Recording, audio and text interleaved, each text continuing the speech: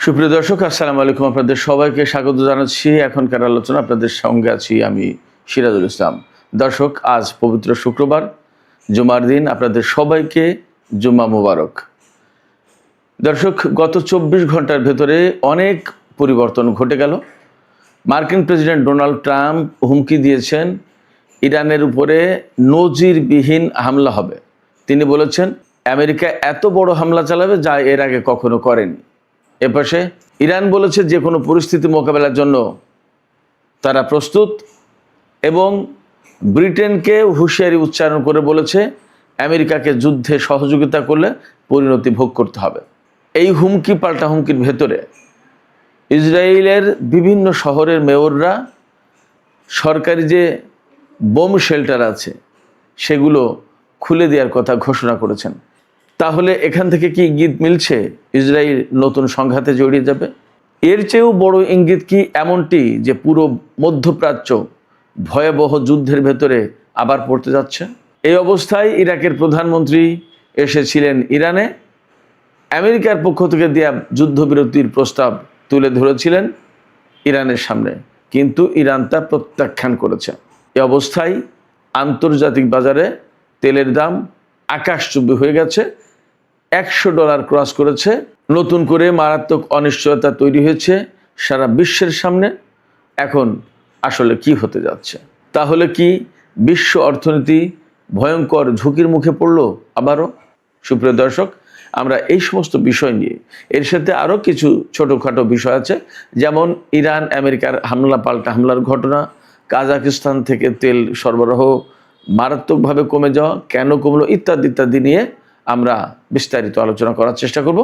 আশা করি আলোচনা খুবই ভালো লাগবে এবং আপনারা শেষ পর্যন্ত সঙ্গে থাকবেন। ভিডিও যদি ভালো লাগে তাহলে নিশ্চয়ই লাইক, কমেন্ট, শেয়ার করবেন এবং চ্যানেলটি সাবস্ক্রাইব করে সাথেই থাকবেন। দর্শক, চলুন আমরা মূল আলোচনায় চলে যাই। মার্কিন প্রেসিডেন্ট ডোনাল্ড ট্রাম্প এক্সিওস পত্রিকাকে দেয়া সাক্ষাৎকারে সুস্পষ্ট ঘোষণা দিয়েছেন যে তিনি ইরানের উপরে নজিরবিহীন হামলা চালাতে যাচ্ছেন। ট্রাম্প বলেছেন এত বড় হামলা হবে ইরানের উপর যা এর আগে কখনো হয়নি। তিনি আরও বলেছেন ইরানকে শাস্তি দিয়ে এখনও শেষ হয়নি, ইরান এখনও আসল শাস্তির মুখে পড়েনি। তিনি বলেছেন আমি ইরানের বিরুদ্ধে যে ভয়াবহ হামলা চালাতে যাচ্ছি সেই ব্যাপারে সিদ্ধান্ত চূড়ান্ত করার একেবারে কাছাকাছি। যে কোনো মুহূর্তে এই সিদ্ধান্ত চূড়ান্ত হবে এবং ইরানের উপরে ভয়াবহতম হামলা হবে।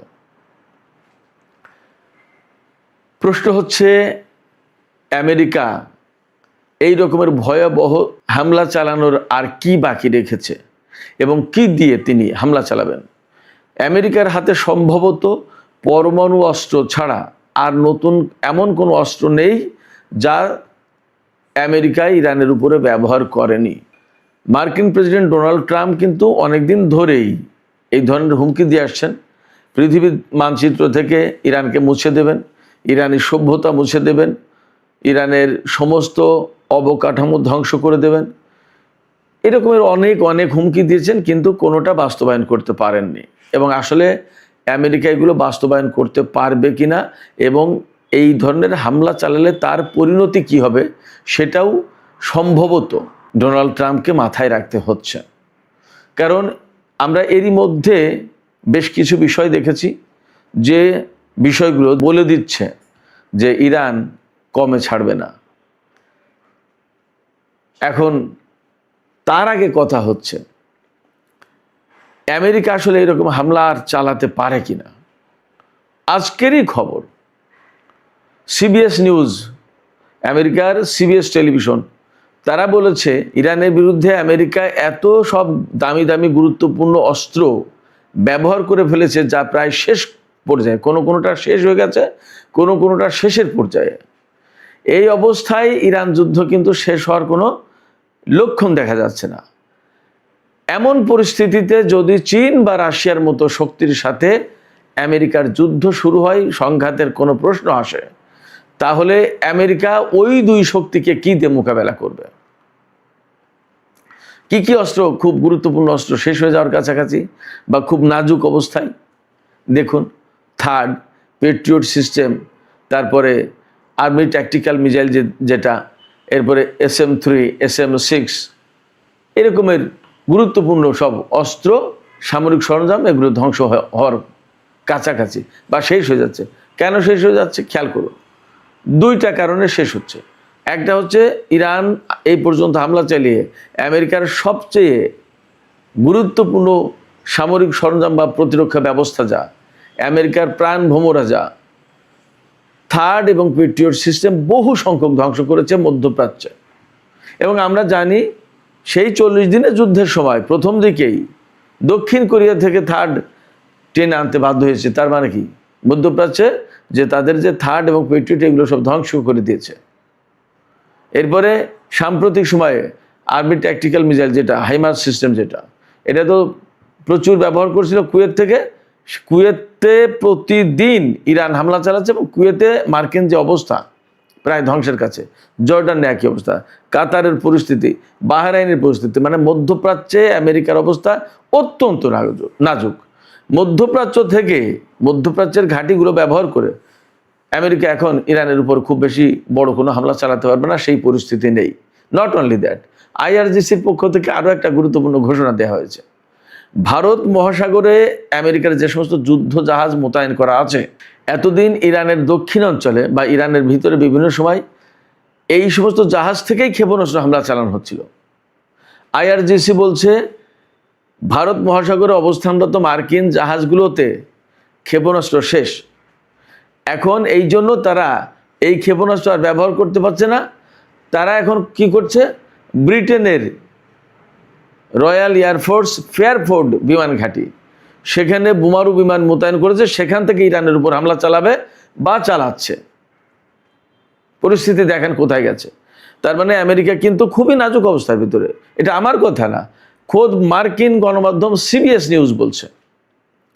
এই অবস্থায় ডোনাল্ড ট্রাম্প এক্সিসের কাছে হুমকি দিচ্ছেন যে ইরানের বিরুদ্ধে তিনি এমন হামলা চালাবেন যে হামলা এর আগে কখনো হয়নি, এবং ইরানকে শাস্তি দিয়ে এখন অনেক বাকি আছে, সব শাস্তি দেওয়া হয়নি। প্রশ্ন হচ্ছে ইরানকে শাস্তি দিতে গিয়ে আমেরিকা নিজেই শাস্তির মুখে পড়ছে কিনা, কারণ পরিস্থিতি আমেরিকার জন্য খুবই সংকটাপন্ন। মধ্যপ্রাচ্যের প্রায় সমস্ত ঘাঁটি শেষ। তাহলে এই পরিস্থিতিতে যা সমস্ত আকার ইঙ্গিত থেকে মিলছে, ইসরায়েলের মেয়ররা বিভিন্ন শহরের বোমা আশ্রয় কেন্দ্র, যখন বোমা মারবে, ক্ষেপণাস্ত্র মারবে ইরান, তখন যাতে লোকজন আশ্রয় কেন্দ্রে যেতে পারে, শেল্টারে যেতে পারে, সেই শেল্টারগুলো খুলে দেওয়ার ঘোষণা দিয়েছে। তার মানে কি? তার মানে হচ্ছে আমেরিকা নিশ্চয়ই ইউরোপের বিভিন্ন ঘাঁটি ব্যবহার করে ইরানের সাথে যুদ্ধে যাচ্ছে, হামলা চালাতে যাচ্ছে, এবং এই হামলায় ইসরায়েল জড়িয়ে পড়বে। এই হামলায় যদি ইসরায়েল জড়িয়ে পড়ে, তাহলে ইরানও ইসরায়েলে হামলা চালাবে, এবং তখন সাধারণ লোকজনকে বাঁচানোর জন্য বোমা শেল্টার খুলে দিতে হবে, এবং দিচ্ছে। এখন এই জায়গায় একটা গুরুত্বপূর্ণ কথা আছে। গুরুত্বপূর্ণ কথা হচ্ছে এই যে ইসরায়েল যদি যুদ্ধে জড়িয়ে যায়, তাহলে এবার পরিস্থিতি আসলে কি দাঁড়াবে। আপনারা সবাই নিশ্চিত থাকতে পারেন, এবার যদি আমেরিকা এবং ইসরায়েল দুইজন একসাথে ইরানের বিরুদ্ধে যুদ্ধ করে, তাহলে সমূহ আশঙ্কা আছে তারা পরমাণু অস্ত্র ব্যবহার করবে, এমন একটা আশঙ্কা আছে। আর যদি পরমাণু অস্ত্র ব্যবহার না করে, তাহলে তারা মরণ কামড় দেওয়ার তো চেষ্টা করবে, কিন্তু ইরান ভয়াবহ রকমের পাল্টা ব্যবস্থা নেবে। সেক্ষেত্রে ইসরায়েল সবচেয়ে বিপদে পড়বে। ইরান কিন্তু আগেই ঘোষণা দিয়ে রেখেছে, ইসরায়েল যদি এই যুদ্ধে জড়ায় আর কখনোই ইরানের উপরে হামলা চালায়, তাহলে ইরান অন্তত 500 খাইবার শেখান হাইপারসনিক ক্ষেপণাস্ত্র ইসরায়েলের উপরে মারবে।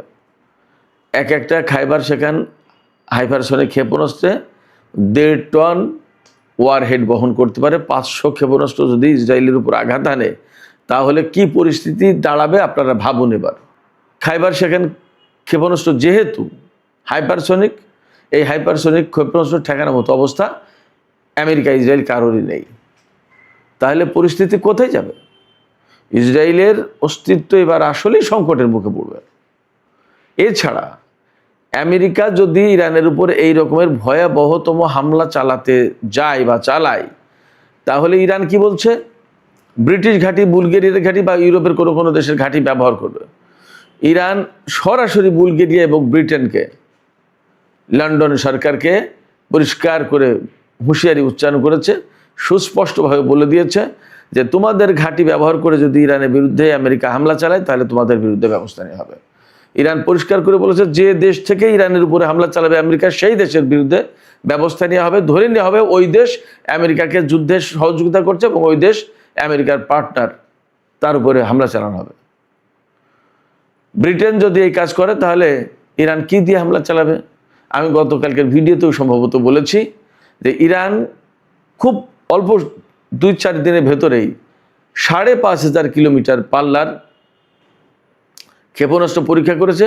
এবং আমি বুঝতে পারছি, আমি আগেই বলেছি এই কারণে যে এই ক্ষেপণাস্ত্র ব্যবহার করার প্রয়োজন হবে ব্রিটেনের বিরুদ্ধে। ব্রিটেনের যে নতুন সরকার, নতুন প্রধানমন্ত্রী, তিনি সম্ভবত ডোনাল্ড ট্রাম্পকে হেল্প করবেন।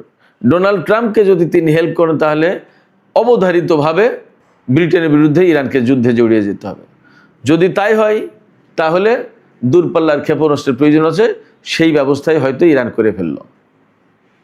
এবং শুধু তাই না, দিয়াগো গার্সিয়া ঘাঁটি থেকে হামলা চালাতে পারে। ব্রিটিশ ঘাঁটি, এটা ব্রিটিশের অধীনে, বাট সেখানে আমেরিকার ব্যাপক উপস্থিতি। এই ঘাঁটি যদি ব্যবহার করে তাহলে ইরান সেখানে হামলা চালাবে, তখন তার দূরপাল্লার ক্ষেপণাস্ত্র প্রয়োজন হবে, সেটার ব্যবস্থা করলো। এছাড়া ইরানের হাতে হাইড্রোজেন বোমা এবং 14,000 কিলোমিটার পাল্লার ক্ষেপণাস্ত্র আছে, এই সমস্ত খবর কিন্তু আগেই বের হয়েছে। অতএব ইরান ভালোভাবেই প্রস্তুত আছে। নট অনলি দ্যাট, এই জায়গায় প্রশ্ন এসে যাবে, ব্রিটেন যদি আমেরিকাকে সাহায্য করে, বুলগেরিয়া যদি আমেরিকাকে হামলা চালানোর জন্য সাহায্য করে বিমান ঘাঁটি দিয়ে, তাহলে ইরানকে এই সমস্ত দেশে হামলা চালাতে হবে বা চালাবে। যদি তাই চালায় তাহলে নেটো দেশগুলো জড়িয়ে যাচ্ছে কিনা সেই আশঙ্কা ব্যাপক। এই জায়গা থেকেই কিন্তু এই আশঙ্কা আসছে যে তাহলে রাশিয়া এবং চীন এই যুদ্ধে জড়িয়ে যেতে পারে কিনা। এরই মধ্যে কিন্তু আমেরিকা কঠিনভাবে রাশিয়ার বিরুদ্ধে অভিযোগ তুলেছে যে মধ্যপ্রাচ্যের সিআইএর ঘাঁটিগুলো যে ইরান ধ্বংস করে দিয়েছে। ইরান এত এত radar system, early warning system, এত এত বিমান ধ্বংস করলো, ঘাঁটি ধ্বংস করলো, একদম পিন পয়েন্ট অ্যাকুরেসিতে হামলা চালাচ্ছে। কিভাবে করছে? এটা কি ইরানের প্রযুক্তি, ইরানের সক্ষমতা, নাকি রাশিয়া গোয়েন্দা তথ্য দিয়ে, স্যাটেলাইট দিয়ে এবং সিস্টেম দিয়ে তাকে এই হেল্প করছে? আমেরিকা বারবার অভিযোগ করছে, খুব স্ট্রংলি অভিযোগ করছে যে রাশিয়া দিচ্ছে এবং এ ব্যাপারে তদন্ত হচ্ছে। যদি তাই হয় তাহলে কি হবে?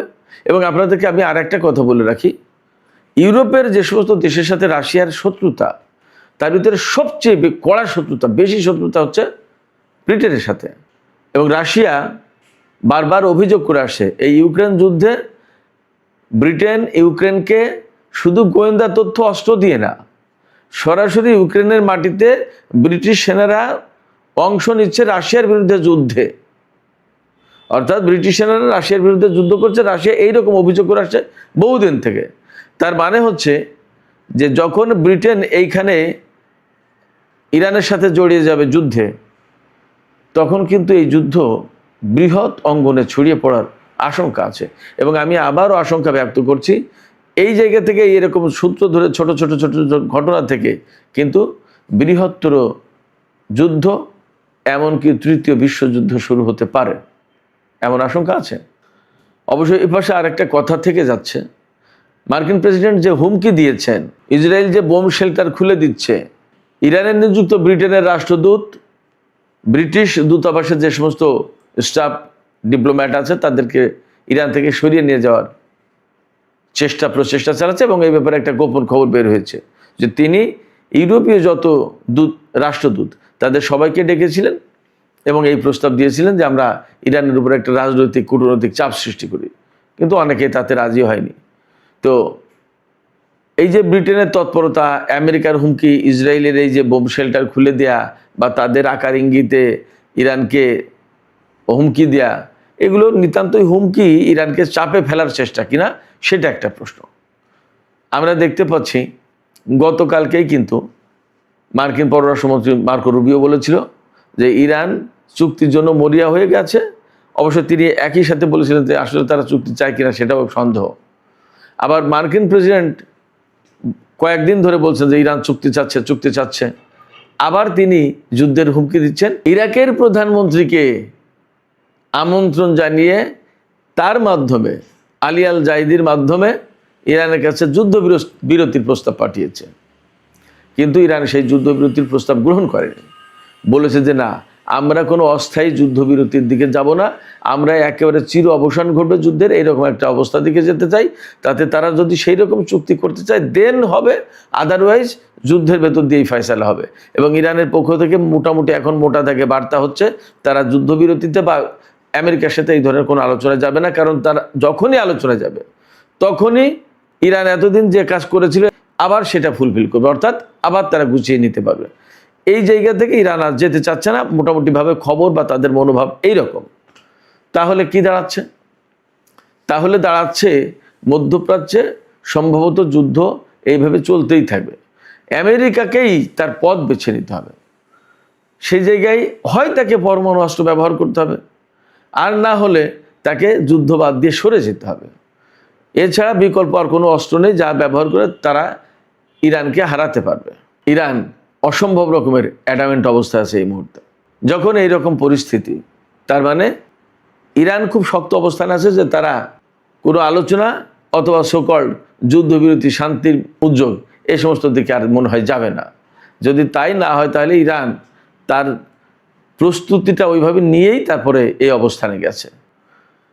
এই অবস্থায় বিশ্ববাজারে কিন্তু তেলের দাম আবার নতুন করে বেড়েছে। আজকের বাজারের খবর হচ্ছে ব্রেন্ট ক্রুড অয়েল যেটা প্রতি ব্যারেল $100 পার হয়ে গেছিল, একটু কমে $100 এসেছে। আর ওয়েস্ট টেক্সাস ইন্টারমিডিয়েট যেটা সেটা $90 উপরে। তেলের দাম যখনই বেড়ে যাচ্ছে বিশ্ব অর্থনীতি ক্ষতিগ্রস্ত হচ্ছে, অস্থিতিশীল হয়ে যাচ্ছে এবং সারা বিশ্বের চাপ পড়বে, আমাদের উপরে চাপ পড়বে, তাতে কোনো সন্দেহ নেই। হরমুজ প্রণালী এবং বাব আল মানদেব প্রণালী একেবারে আটকা।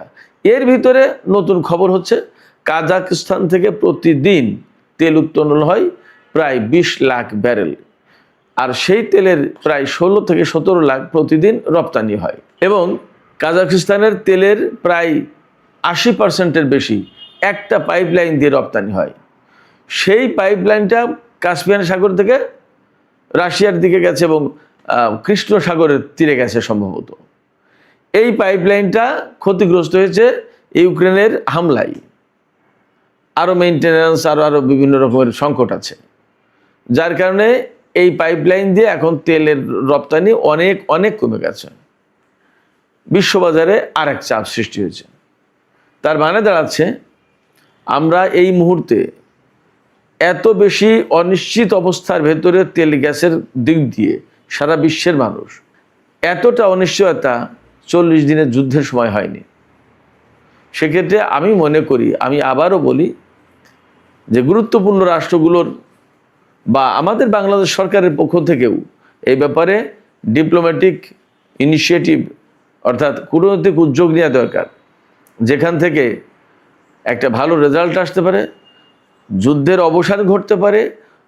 যুদ্ধের অবসান না ঘটলেও অন্তত তেলের প্রবাহ ঠিক রাখা যায় কিনা তার একটা ব্যবস্থা করার চেষ্টা করা উচিত। এখানে আমেরিকা যতক্ষণ পর্যন্ত হরমুজ প্রণালীতে ইরানের কর্তৃত্ব মেনে না নেবে, অর্থাৎ হরমুজ প্রণালীর ব্যবস্থাপনার দায় দায়িত্ব ইরানের উপরে থাকবে, এটা যতক্ষণ পর্যন্ত আমেরিকা মেনে না নেবে ততক্ষণ পর্যন্ত হরমুজ প্রণালী ইরান খুলে দেবে না। এটা ইরানের অবস্থান একদম পরিষ্কার বোঝা যাচ্ছে। তো বিশ্বের অর্থনীতি এবং তেলের বাজার যদি ঠিক রাখতে হয় তাহলে বাস্তবতা আমেরিকাকে, বিশ্ব নেতৃবৃন্দকে বুঝতে হবে। সুপ্রিয় দর্শক, এখনকার আলোচনা শেষ করব, তার আগে ফিলিস্তিনের একটু সামান্য খবর দিয়ে শেষ করি। ফিলিস্তিনের পশ্চিম তীরের একটি গ্রামে ইসরায়েলি যে সমস্ত অবৈধ বসবাসকারী রয়েছে তারা ফিলিস্তিনিদের উপর হামলা চালিয়েছিল এবং ফিলিস্তিনিরা সেখানে তাদের বিরুদ্ধে প্রতিরোধ গড়ে তুলেছিল। তাতে সেখানে গোলাগুলি হয়, বেশ বড় সংঘর্ষ হয়। সেই জায়গায় এক ইসরায়েলি নিহত হয়েছে এবং 4 জন সম্ভবত বা 8 জন আহত হয়েছে। তাৎক্ষণিকভাবে ইসরায়েলি সেনারা ফিলিস্তিনিদের বিরুদ্ধে যুদ্ধ শুরু করে এবং গোলাগুলি করে 4 ফিলিস্তিনিকে হত্যা করেছে এবং আরও বেশ কিছু আহত। সেখানে প্রচুর সংখ্যক ইসরায়েলি সেনা মোতায়েন করা হয়েছে নতুন করে এবং ইসরায়েলের প্রধানমন্ত্রী থেকে শুরু করে অর্থমন্ত্রী, সব পর্যায়ের মন্ত্রী এই নিয়ে বিবৃতি, বক্তব্য, নানান রকমের কথাবার্তা বলছে।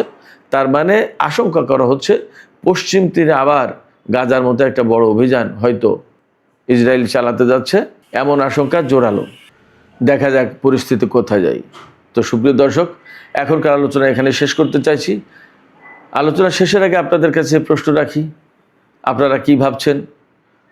মার্কিন প্রেসিডেন্ট ডোনাল্ড ট্রাম্প ইরানের বিরুদ্ধে যে চরমতম হামলা চালানোর হুমকি দিয়েছে, তিনি কি আসলে এটা বাস্তবায়ন করতে পারবেন কিনা, এবং এইরকম হামলা হলে ইরান আসলে প্রতিরোধ গড়ে তুলতে পারবে কিনা, নাকি এই হুমকি শুধুই মাত্র হুমকি, ইরানকে যুদ্ধবিরতি চুক্তিতে বাধ্য করানোর চেষ্টা করা হচ্ছে? আসলে কি আপনাদের মতামত জানিয়ে কমেন্টে লিখতে পারেন। আর ভিডিও ভালো লাগলে আবারও বলি, লাইক কমেন্ট শেয়ার করবেন এবং চ্যানেলটি সাবস্ক্রাইব করে সাথেই থাকবেন। দর্শক, এখনকার আলোচনা এখানে শেষ করতে চাইছি। আপনারা সবাই অনেক অনেক ভালো থাকুন। আল্লাহ হাফেজ।